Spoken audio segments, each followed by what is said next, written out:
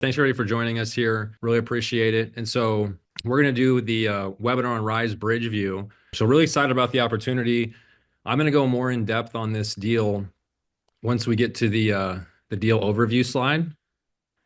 But here you see the agenda. We're going to talk about the sponsors here on this deal, all the starting point capital partners. We're going to talk about us at Rise 48. We'll go over the overview of the deal, Rise Bridgeview. We'll go over the summary of the offering. We'll talk about the location of this asset. We'll go over the financial analysis. We'll do acquisition timeline, and then we'll do Q&A. And so I'm Zach Happenstall. I'm the CEO and co-founder of Rise 48 Equity. Jeremy Dyer is one of the founders of Starting Point Capital. And here you can see some of the partners of Starting Point Capital. So you have Drew McWilliams, Nathan Wagner, Tim Olson. You got Nick Stromwall of Oak and Vine. You got Kurt and Chris Gibson of Gibson Capital. Weston Walker is on the call here of West Rock Equity. And then you have Simon Roberts of Avalanche Capital. So really excited to partner with you guys. Jeremy, did you want any of your partners to say anything?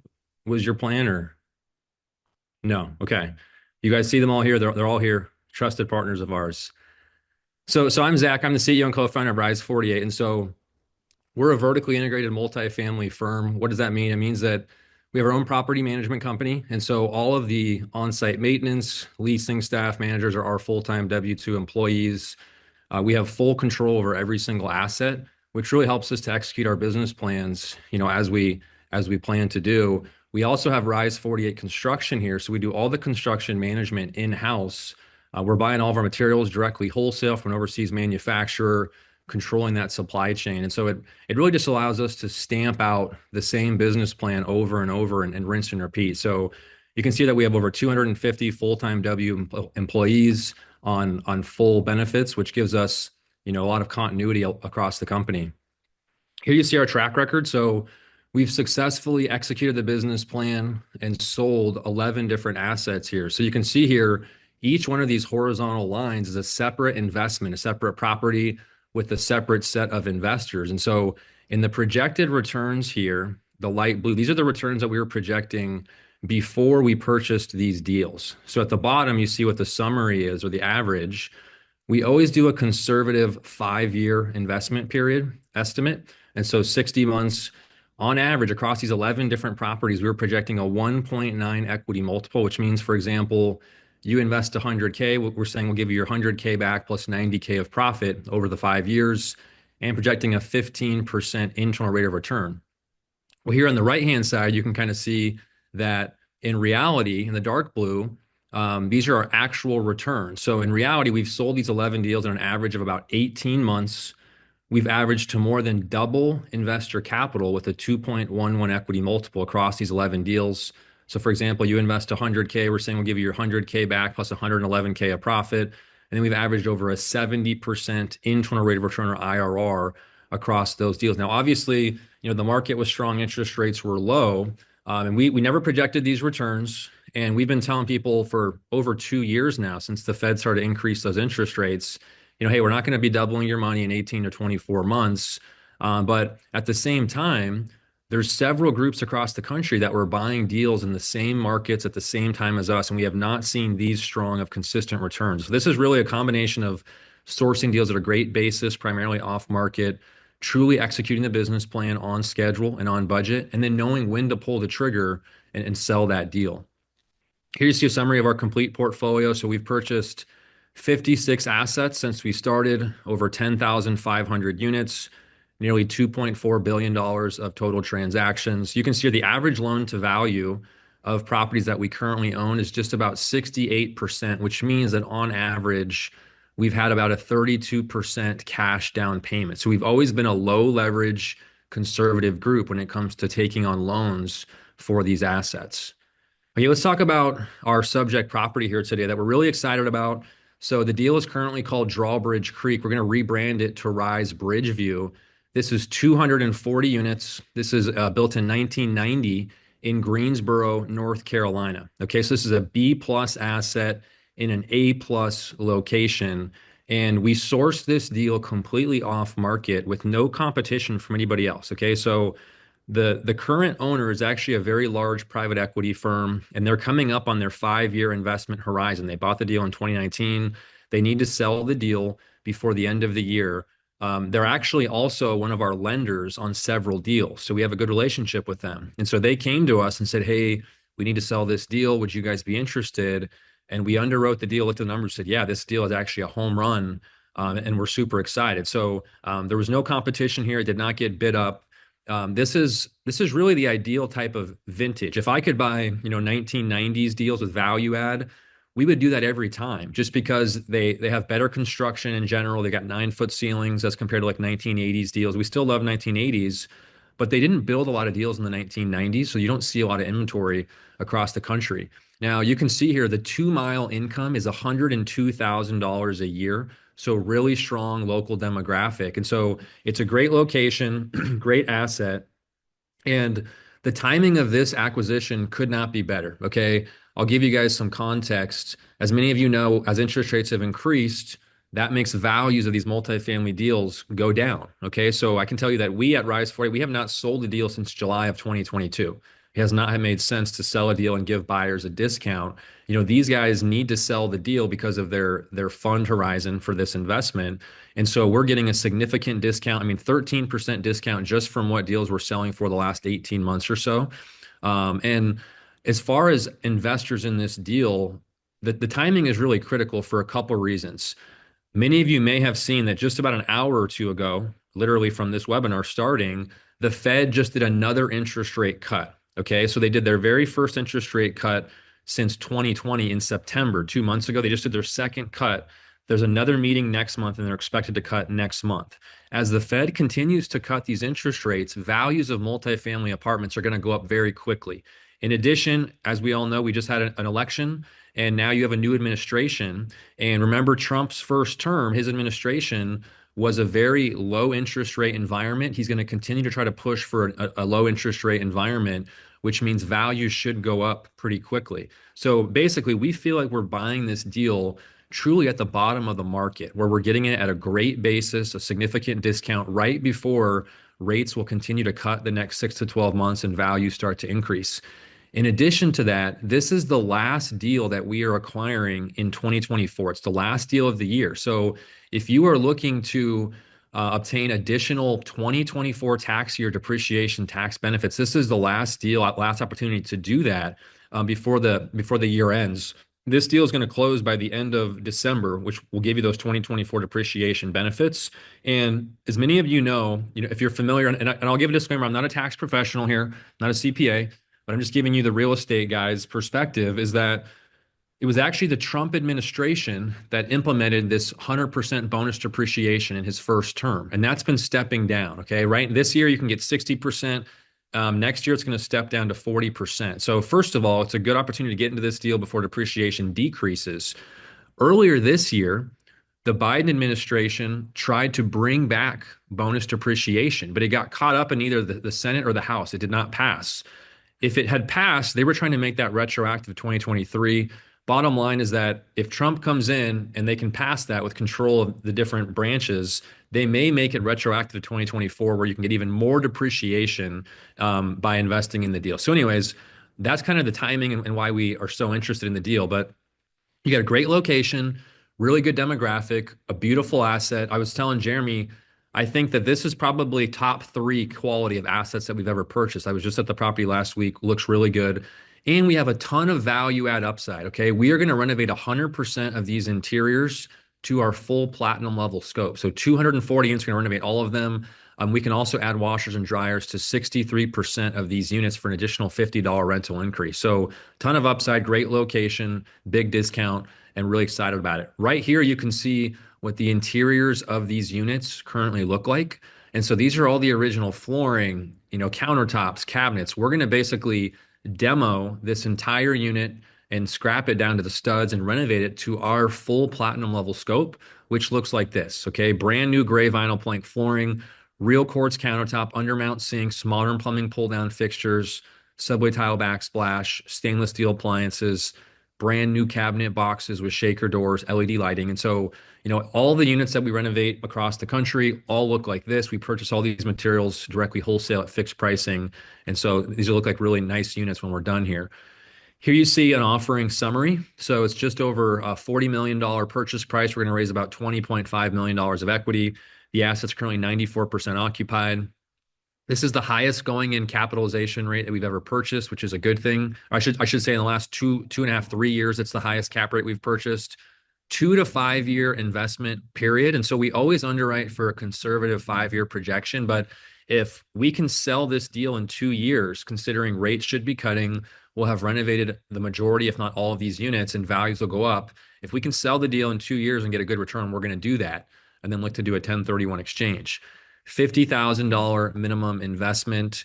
And again, great location. So we already told you that this is an A+ location. We do not take that lightly. Okay, this is the 57th asset that we've ever purchased. It's only the 9th time we've ever labeled a property as an A+ location. Okay, we don't like to exaggerate that. So you've got the 2 mile income is $102,000 a year. And then you see that you've got Wrangler Jeans global headquarters is 9 miles from the asset, over 10,000 employees. Volvo Trucks national headquarters is 10 miles from the asset, over 10,000 employees. Then you've got Cone Health national headquarters, they're a major hospital chain, 7 miles away, 13,000 employees. If you look this property up on a map, there's actually a Cone Health hospital right next to the property. Like just you can walk right over to it. So really strong employment options all around the asset. We did a full due diligence on this property. So our staff walked every single interior unit. We did a full lease audit. We had multiple roofers, plumbers, electricians out there doing the due diligence. So really clean asset. It's just, it has a ton of upside by renovating these interiors. Here you see the projected returns by investing with the team here. And so as we showed on the track record side, we've always hit or exceeded our projected returns. So this is a very conservative, risk-adjusted 5 year projection.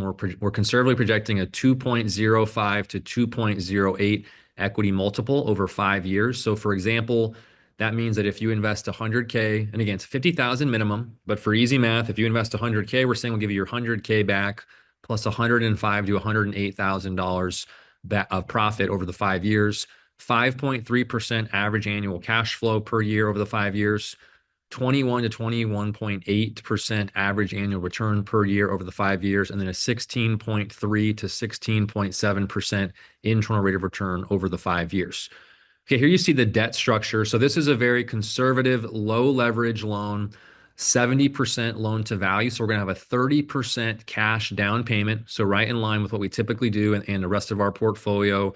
This is what's called a 3+1+1 loan. So it's a 3 year term with 2 1 year extensions. So we could extend it to year 4 or year 5 if we need to. The entire term of the loan is interest only. So we don't have to make any principal payments. That really helps with cash flow to investors. And then this is what's called a floating rate loan. Some of you guys might be thinking, wait a second, why would you do floating interest rate? Well, the reason we do that is because we have no prepayment penalty, which means we can sell or refinance the asset at any time to truly maximize returns to investors. We mitigate against any floating rate risk by buying a low 3 year interest rate cap, where my max interest rate all in is 4.75% day one for the first 3 years. So what we've done here is we've effectively engineered a 3 year fixed rate loan with no prepayment penalty, where my max rate's 4.75%. There's significant cash flow day one. No matter what happens in the world with interest rates, treasuries, whatever, it cannot exceed that. If rates actually start to come below 4.75%, our rate will actually drop. We'll get the benefit of that. Okay, and so we've done all types of loan structures. We've done 10-year fixed rate debt, and there's a trade-off there where we get hit with a nasty prepay penalty when you do that fixed rate type of product. So this kind of gives you the best of both worlds. Now, some people might be thinking, well, what are you going to do at the end of year 3 if you're buying a 3 year cap? And so we have a few different options here. We've underwritten the deal so that the net operating income and debt service coverage ratio are high enough so we can qualify to refinance by the end of year 3, even if interest rates are higher than they are now. Okay, so option number 1 is we can refinance by the end of year 3, extend our loan term. Option number 2, we can extend to year 4 or year 5, get us to the end of 2029, and we've raised significant cash reserves to buy a new interest rate cap. So that's the second option, is extend the loan, buy a new cap. Third option is we could sell the deal before the end of year three. Now, we're not counting on that or banking on that in the model, but to be honest with you, we would not be surprised if by the end of year three, you've had significant interest rate cuts the next, 24, 36 months. We've renovated these units, increased the value, and we can sell the deal and get a good return for investors. And so we've really structured the debt to give us maximum flexibility and to align with the business plan just from doing this, dozens and dozens of times. Okay, so deal timeline.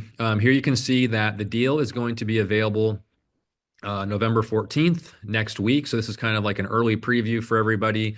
The deadline to execute the documents is December 3rd. The deadline to wire your funds is December 6th. We're going to close this deal on December 31st. So right at the end of the year. We'll begin reporting in February and we'll begin distributions in March. Okay. And so are you back yet, Jeremy, or? Can you hear me now? I can hear you now. That's great. Yep, he's back. All right. For those that follow me on a podcast, they know that I don't typically have this type of a technology challenge, but I think maybe my microphone's been fried out. So we'll have to see what's happening there. Maybe Stromwall can help me after the meeting. But one thing that I wanted to remind those that are listening today is that there is a longer presentation that we've recorded that is available. The primary purpose for today is really to condense down the Rise Bridgeview presentation so that we can leave plenty of time for Q&A at the end.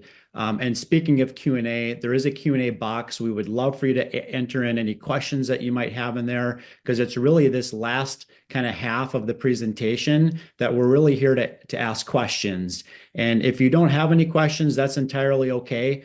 We've got several of them that other people have been wanting to ask. So you're welcome to listen, in on what some of those questions are. And of course, any of the co-sponsors that are on the presentation today, if you've got specific questions that those in your own investor community, have asked, let's go ahead and bring those forward. So if you're okay, Zach, I'll jump into a couple of the questions that have come in from the listeners. Mark asks, does the return rate include distributions? Yeah, great question, Mark. The answer is yes, it does. So their total return is a combination of the monthly distributions that you're receiving and the profits upon the sale. Okay, so the bulk, and I don't have the exact percentage for you, but the bulk of the return will come upon the sales proceeds. And so, if we sold this deal in 2 years, then you'd get 2 years of distributions and then a return upon the sale. If we owned it for 5 years, get 5-year distributions. But yeah, it is a combination of those two things. And on that point, I just want to mention this because some people ask this, is every distribution you're getting each month is considered a return on capital, not return of capital. And what that means is that every distribution you're getting is a profit on your initial investment. So if you invest 50K, each monthly distribution is a profit on your 50K. I'm not drawing down against your 50K. Once we sell, I have to give you your 50K back plus all your profits upon the sale. Yeah, great question there, Mark. The next question is from Nick, and it's related to depreciation benefits. For those that aren't familiar, depreciation benefits have largely been scaling down over the past couple of years.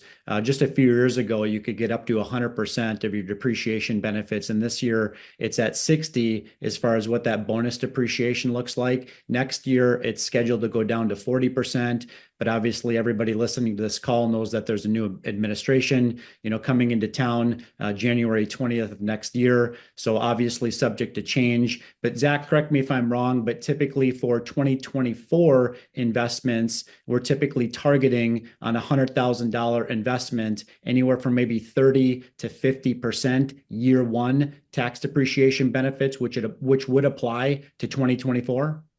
That's correct. Yep. Yeah. So right now, with where it stands right now, if nothing were to change, I think we're telling people 30 to 50% is conservative. Now, again, if the new administration passes new legislation next year, they very well could make it retroactive where you increase depreciation to tax year 2024. So you could invest in this deal and plan to get 30 to 50% depreciation. They could change the law next year and you actually get more benefits for your 2024 depreciation. Yeah, great question, Nick. Another question related to closing before the end of the year. Obviously, that's mission critical for people that are looking to get some depreciation tax benefits for 2024. So, what's the certainty that we're in fact going to be closing on this deal before the end of December? Yeah, good question. So we feel extremely confident we'll close by the end of the year. I mean, we are putting in here December 31st. If we can close sooner, we will. And frankly, if the holidays weren't around, we would close sooner. We just built a little bit of extra cushion in there. Internally, we're going to probably target a couple weeks earlier, but sometimes we've got investors traveling, things like that. And so I can tell you that this is now the fourth consecutive year that we've closed a deal at the end of December, because we always try to get if we can find something for investors. And so it is something we're familiar with. So we feel really confident we'll be able to do that. Yeah, that's a great question. And just a reminder for those that are putting their hand up that are listening, go ahead and type your question into the Q&A box, and we'll go ahead and get to it here over the course of the next 30 minutes or so, depending upon how many questions there are. Dave asks a question about kind of what the exit strategy looks like. So, after you've renovated, 80 to 100% of those units, we always like to begin with the end in mind, right? So what does that exit plan typically look like in that 2 to 5 year time horizon? Yeah, yeah, great question. And so the good thing is there are different types of buyers out there. There are buyers where we could renovate 20 to 50%, 20 to 70% and leave 30 to 50% of quote unquote classic units left or quote unquote meat on the bone. And there are other value add buyers that will look and say, okay, Rise 48 was able to achieve these rental premiums, prove out the concept. We're going to buy this and just basically finish off the business plan. So there are groups like that. We've sold to groups like that. And then there are larger institutions that they would rather buy a fully renovated deal and it's more of like a yield play for them where they don't need to do any, renovation or any capex or things like that. And so I can tell you, we've sold 11 deals now. I mean, we've sold deals to big hedge funds, life insurance companies, private equity firms. I mean, we sold a deal, or we bought a deal from like a politician's family office. And so we a lot of our peers in the space, we kind of know what they like to transact on. And so it's really going to depend on, if we're able to get rental premiums without having to do the full renovations, and rates are really cutting quickly next year, we'll still be renovating, but maybe we'll take it a little slower on purpose so we can leave meat on the bone. But if it makes sense to crank up and increase the velocity of renovations, we'll do that. So we've done both in the past on deals that we've exited. Great. And speaking of renovations, there's a couple of questions, one from Jonathan, one from Alex, that are both related to the renovations. And they're primarily questions around, being able to renovate on time and on budget. So how dialed in, are those renovation costs? What about the potential for inflationary pressures and supply chain disruption and issues, et cetera? Yeah, it's a great question. And if you get a chance, we touch a little bit more in depth on this in the full webinar. But so we've been this has basically been our first priority since we started the company. And this is why we've become vertically integrated. And so how it works from the supply perspective is that we have a contract with our overseas supplier. They'll walk through due diligence with us and take measurements of every single floor plan. And we are locking in a fixed dollar amount per unit for the supplies for the lifetime of this project. Okay, so I am paying the supplier a flat dollar amount, and it doesn't matter if it's a 1 bedroom, 2 bedroom, or 3 bedroom. They're going to give me countertops, flooring, cabinets, appliances, everything at a fixed price. Like, for example, deals that we bought in 2021, I'm still paying the same price that we were paying in 2021 because it's locked in. Okay, so from the supply chain, we control the supply chain and it's all locked in. And we have these agreements in place because of the volume that we do. And then from a labor perspective, with Rise 48 Construction, we have our own general contractor's license. We are doing all the construction management. And so our W-2 employees are walking these units 40 hours a week, making sure everything's staying on schedule, on budget. However, we use third-party construction companies to do the in-unit labor. So we say, hey, you guys need to use my materials, and I'm going to give you volume of work, but we have contracts with the labor as well, where we are paying them a flat dollar amount per unit for the labor for the lifetime of the project. And so when you talk about, I've got flat costs for my supplies, I've got flat costs for my labor. So my all-in interior unit cost is pretty much locked in. And we build a little bit of contingency in there. And so we have not had issues going over that. And to give people an idea, typically we're projecting to renovate 100% of the units in the first 24 to 36 months. Okay, so from an underwriting perspective, we do 36 months. We can crank up the velocity and do it shorter if we need to. So on a 240 unit deal like this, you're only talking on an average about 6 to 7 units a month, right? So we don't just go in and empty out the property and start renovating. Basically, you've got 240 units, which means I have, 220 to 240 signed leases. You're never usually 100% occupied. They're all 12-month leases that are expiring different times throughout the year. So every month, people that are expiring, we can move them out, renovate it, lease it up to a new tenant at a higher rent. It's great. Great question, gentlemen. And thanks, Zach. Can we go back to the return slide? There's some questions related to, kind of what that average cash flow might look like, maybe what the year one distributions, could look like. I know a lot of this, Zach, is in the kind of the full investor presentation deck. And again, I'll remind those that are listening today, if you don't have access to the full recording of this presentation, please reach out directly to your investment sponsor. We'll make sure to get that to you immediately. But maybe can you speak specifically to, kind of what it looks like on a $50,000 or $100,000 investment, average cash flow year one, average cash flow over the course of the deal, why those cash flows increase as you force as you force NOI growth, et cetera? Yeah, yeah, absolutely. And so, yeah, so basically, as an investor, you're going to have a preferred return of 7%, which accrues. And so, what that means is that the preferred return means that it's a 100 to 0 split between the passive investor and the sponsor. So, 100% of cash flow, 100% of equity goes to you, the passive investor. The sponsorship team receives zero cash flow and zero equity until you have received 100% of your initial capital back. You've been fully caught up to receive 7% per year on that money, and only then do we start going through those equity splits. And so basically with these value add deals, I mean, you have a 7% preferred return, but these value add deals do not start out at 7% cash flow in year one because we're renovating units, we're turning the units over. And so I know I don't have the exact number in front of me. It's on a different slide in that other presentation. I think it's around 3.5 to 4% in year one is going to be your actual cash flow, right? And then it's going to start to trend up each year as we're renovating the units, increasing the rents, and increasing the revenue. But if you have a preferred return of 7%, whatever the delta between 7% is and what you're actually receiving in cash flow each year, that delta is accruing, and you will be fully caught up on that upon the sale before the sponsorship team makes any compensation from the deal. And so what this 5.3% is showing you is this is the actual average cash flow that you'll get assuming a 5-year investment period. So we would sell the deal, give you 100% of your money back first. 100% of the profits after you get your money back go to you to catch you up from 5.3 to 7% per year.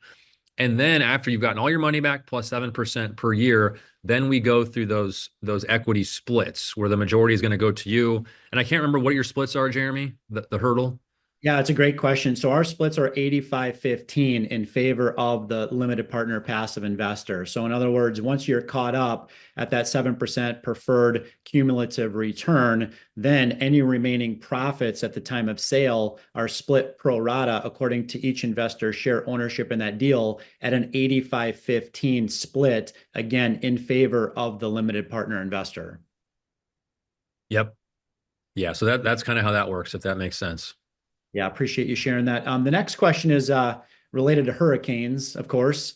The question is really, did the latest hurricane, I think it was Helene, that went through the North Carolina area, was there any challenges to this property specifically? Are there protections, insurance, for such natural disasters as hurricanes?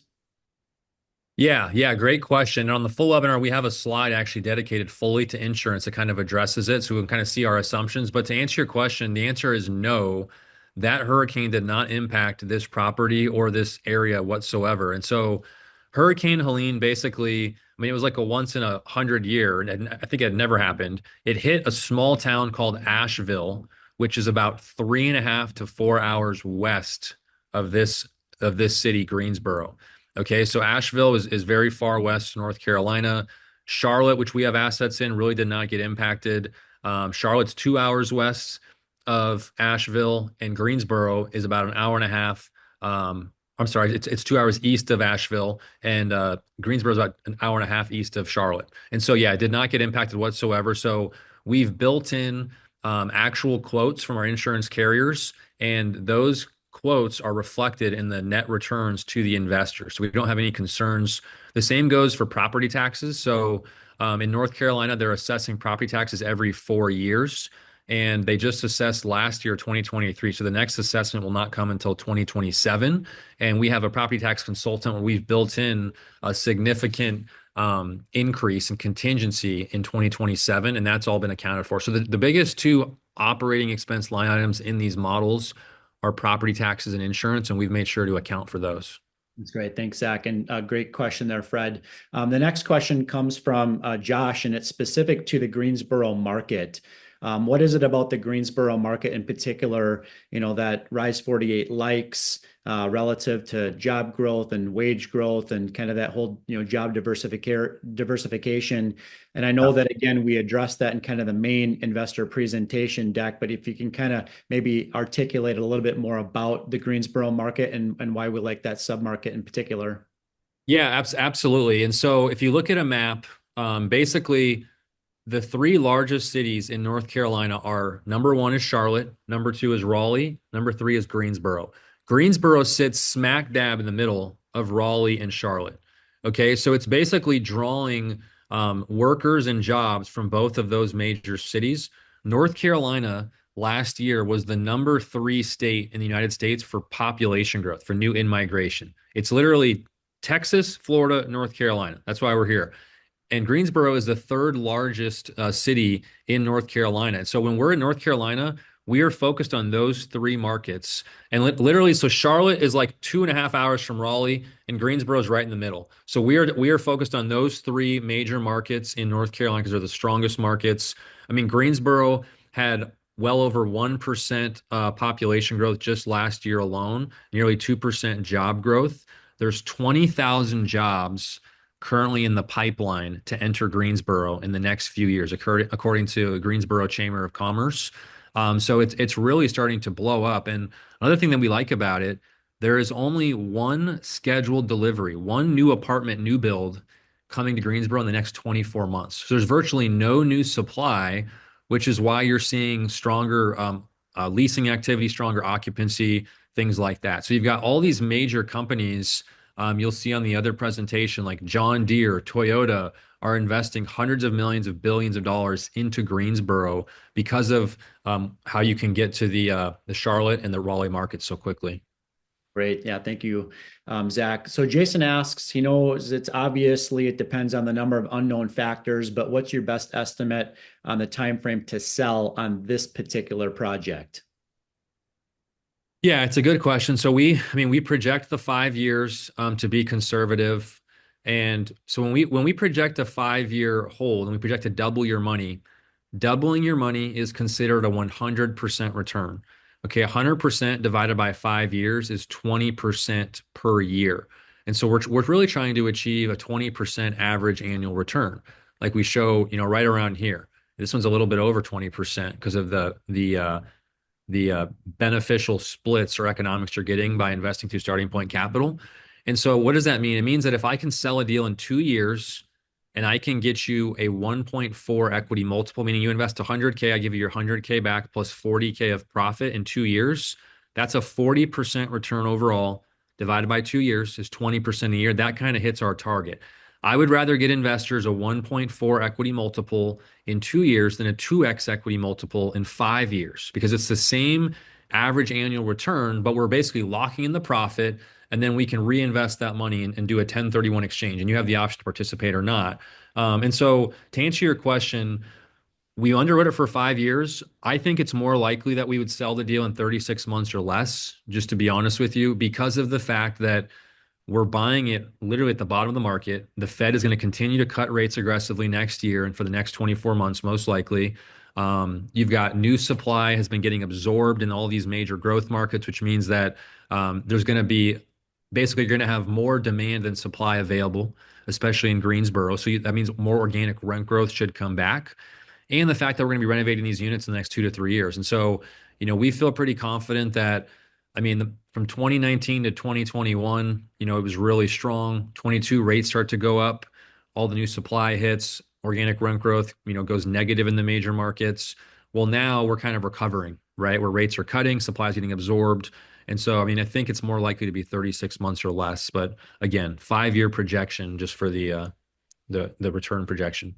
Yeah, good question, Jason, and thank you, Zach. The next question, Zach, if we could go back to the vertical integration slide. Brett asks the question about really the property management, the building maintenance, the building construction, right? Even now, bringing, HVAC in-house, all those kind of things. It's really important, I think, for investors to know that Rise 48 controls, that timeline from acquisition all the way through disposition or time to sell the property, right? So can you speak specifically about that, in terms of, are all of those employees in-house? Are they third-party contractors, outsourced, et cetera?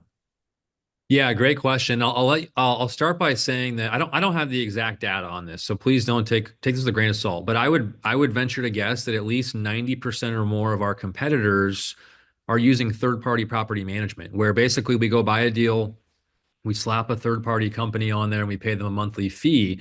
We used to do that when we started, okay? And the problem is that if we didn't like the staff, like the leasing associate wasn't as aggressive as we liked, or they're running the construction and they weren't renovating on schedule, on budget, I don't have the control to fire these people or to put the best people or to align incentives and bonuses or to adjust their compensation to get the best staff on site. So we went through 3 different manager companies, fired them all before we started our own. And so every single on-site employee is our W-2 employee, and we have full control over. So on an asset this size, we're going to have a full-time property manager who will be there 40 hours a week in the office. We're going to have a full-time assistant manager who will be there 40 hours a week. We're going to have a full-time leasing associate who's just focused on leasing and sales effectively.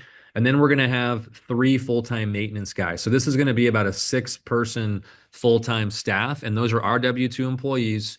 And one thing that kind of separates us is that we cover 100% of the medical, dental, vision, healthcare benefits for our staff. And a lot of property management companies don't do that. So we also pay them more than a lot of the competitors. And so that allows us to not only recruit good people, but to retain good people. And so we're constantly shuffling staff in our portfolio if they're not doing what they need to do. Or, like we have operations specialists that if I have a person that's not leasing very strong and occupancy starts to dip 2% in a month, we'll bring in an operations specialist who knows a star leaser and put her there for 4 weeks and she'll boost it, right? And then we'll give that person more time. And if they don't do well, we just cut them and we let them go.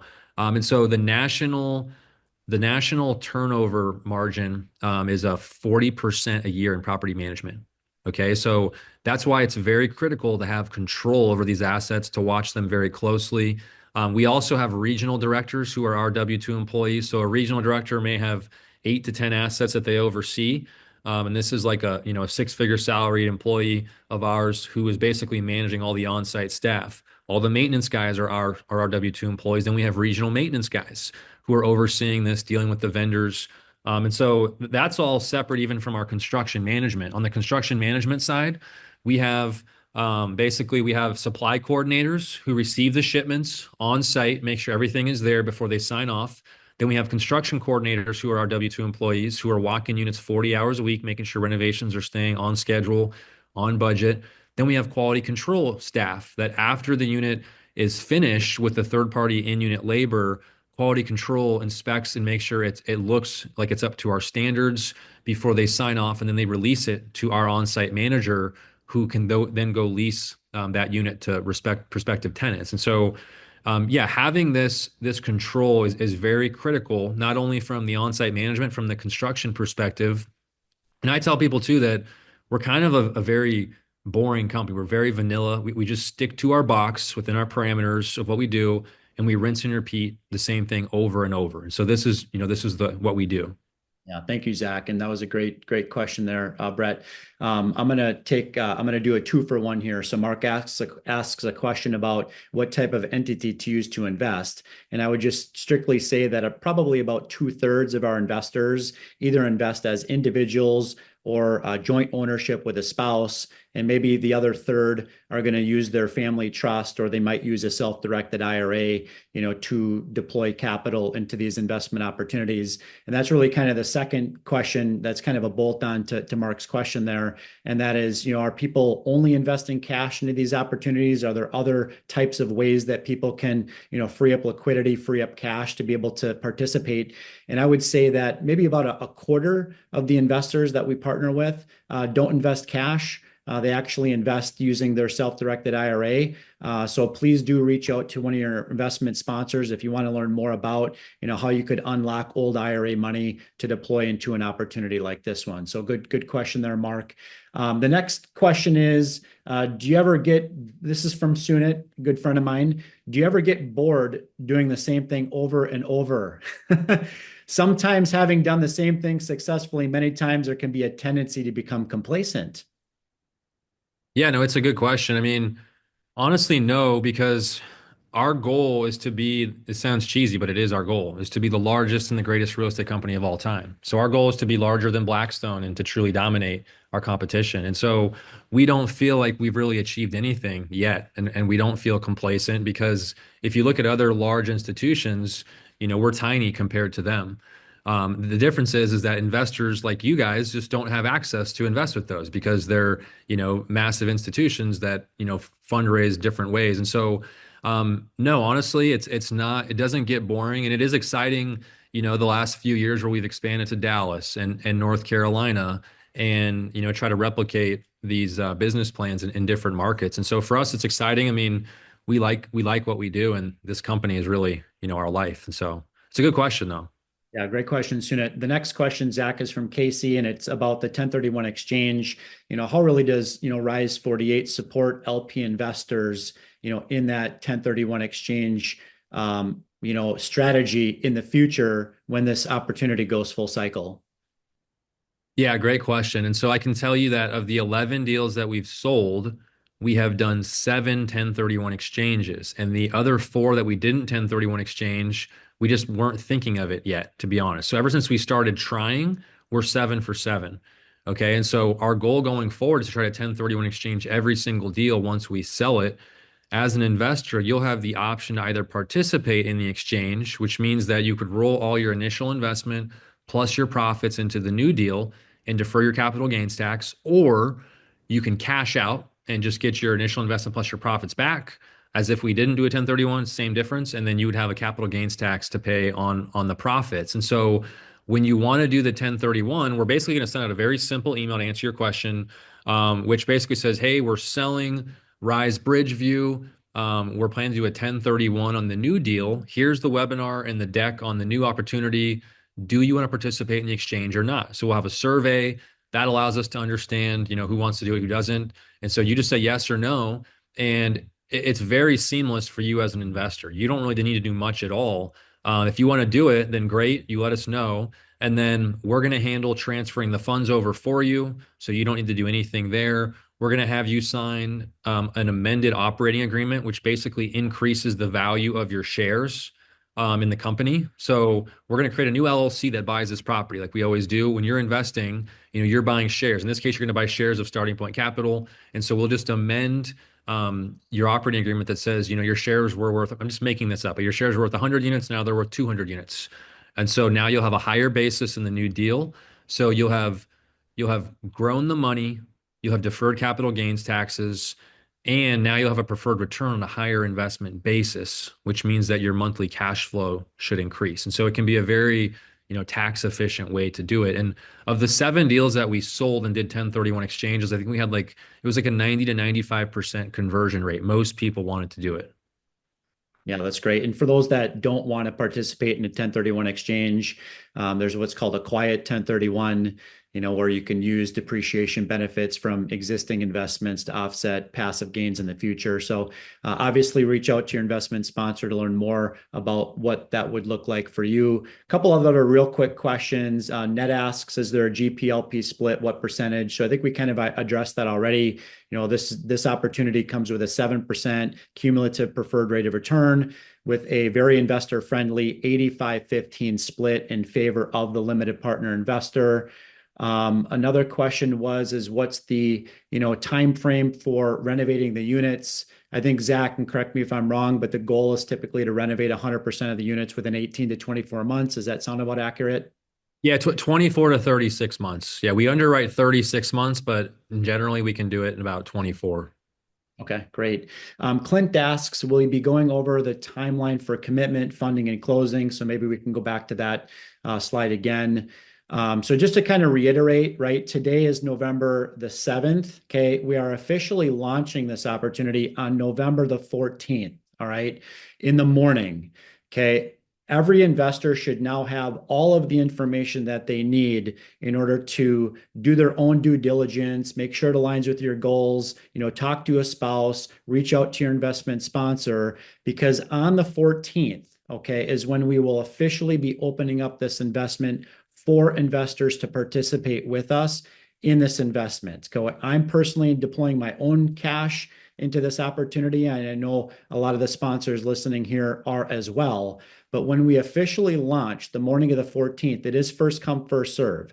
For those that have invested with us in the past, the last opportunity that we partnered with investors on was called Rise Hillcrest. We filled our allocation on that opportunity in 90 minutes from the time that we launched it to investors. So I just want to remind investors that come Friday next week, it may be too late. Okay. So you've got 1 week, okay, to decide whether or not you want to participate and partner with us on this opportunity. But when we launch on the 14th, again, it is first come, first serve. And Zach, maybe you can kind of correct me if I'm wrong here, but the plan here is also to start paying distributions immediately within the first 60 days or first 90 days. When do we expect the distributions to begin? Yeah, we always tell people conservatively we'll start distributions within 90 days of closing. In reality, oftentimes we'll start them within 30 to 60 days if we can. So I would just assume 90 days, but we'll try to start them sooner if we can. Okay, great. And Alex does ask a question related to the 1031. Do you have to 1031 exchange all original capital plus your profit into the next opportunity, or do investors have an option to not roll over effectively that entire amount into the next opportunity or deal? Yeah, it's a great question. So we require that it has to kind of be all or nothing, just because in the past we tried to do partial 1031 exchanges. It just becomes too complex when we have to reallocate the tax basis. And so, yeah, if you want to participate, it would basically be you roll all of the initial investment plus all of the profit into the new deal. Great. Thank you. Great question too. The next question is related to, I think I'm just going to ask the question. Okay. Do you have an FX hedge to fund the fixed cost renovation supply contracts at a fixed FX rate? I'm not exactly sure what that means. So Zach, hopefully you do. I do not. I do not know what the FX means. I can tell you that we have two major suppliers who we have this same exact structure with, and we often bid them against each other, and they're very competitive. We have multiple construction companies, but these are contractual agreements. And so if they don't meet it, then we'll sue them and we'll use the other supplier. So we haven't had that issue. I mean, even in the beginning of 2021, if you remember, there was a new administration and there was like major supply chain issues, like macro, and a lot of people couldn't get like stainless steel appliances and things like that. We never had that issue. We were still able to crank through renovations and get cabinets and appliances. So, I mean, these are, long-standing relationships. So we do have multiple suppliers in place because we've worried about that for years. Like, what if these guys go out of business or they can't provide it? So we do have two major suppliers who are very large. Okay, so our investors have corrected me and corrected us. So I've got some real smart people listening in today. Jonathan, says he's apologized. FX means foreign exchange rates. So, and then Fred came over the top and said, you can basically buy a hedge to offset currency fluctuation risks between US dollars and where you're sourcing those renovation materials overseas. Got it. Yeah. So I can tell you that our overseas supplier, they're called Builders Warehouse. And then our other major supplier is actually HD Supply, which is owned by Home Depot. And we have a large national contract with them. We're like one of their bigger clients. And so the COO of HD Supply was actually in my office a few weeks ago. I was meeting with him, and they're manufacturing pretty much everything domestically. And they actually came to us a couple of years ago because Builders Warehouse was taking a ton of business from them, and so they wanted to compete. And so depending on the deal, we'll kind of leverage them against each other. But I know most of HG Supply is domestic. Builders Warehouse is overseas. So I know that could be a concern with, Trump winning the election, and he's talked about tariffs and things like that. I can understand how people would want to, understand the consequences of that.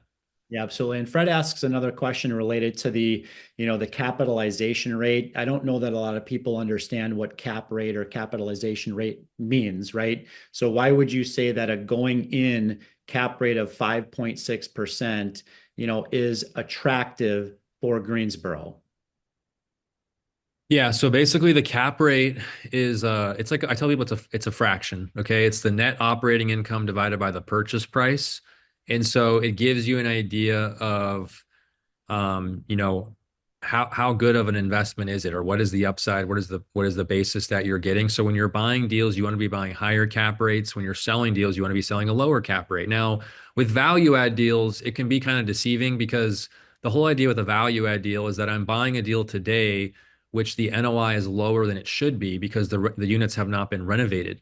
So this deal is kind of the best of both worlds, where it has the highest cap rate going in that we've purchased in over 2 years, which means that the NOI divided by purchase price, it has strong NOI today, but we expect the NOI to increase significantly because we're going to be able to renovate 100% of the units and add washers and dryers.